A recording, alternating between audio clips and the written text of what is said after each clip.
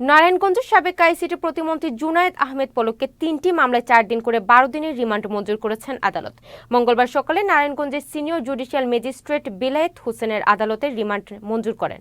এর আগে নারায়ণগঞ্জের সদর মডেল থানা ও সিদ্ধিরগঞ্জ থানায় বৈষম্য বিরোধী ছাত্র জনতার উপর হামলার ঘটনায় দায়ের করা ৩টি হত্যা ও বিস্ফোরক মামলার পলককে মোট ২১ দিনের রিমান্ড চেয়ে আদালত হাজির করে পুলিশ। নারায়ণগঞ্জ জেলা আদালতের পিপি অ্যাডভোকেট আবুল কালাম আজাদ জাকির জানান, গ্রেফতারকৃত পলক ৩টি মামলাতেই ৪ ও ৫ নম্বর আসামি।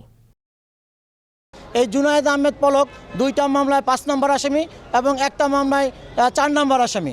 তাকে বিজ্ঞ আদালতে প্রডিউস করা হয়েছে এবং তাকে রিমান্ড প্রার্থনা গ্রেপ্তার দেখে রিমান্ডের প্রার্থনা করা হয়েছে। প্রথমে বেলায়েত হোসেন স্যারের আদালতে তাকে প্রথমে তাকে গ্রেপ্তার দেখানো হয় এবং প্রত্যেকটি মামলায় শুনানি অন্তে বিজ্ঞ আদালত দয়া করে তাকে ৪ দিন করে মোট ১২ দিনের রিমান্ড মঞ্জুর করেছেন।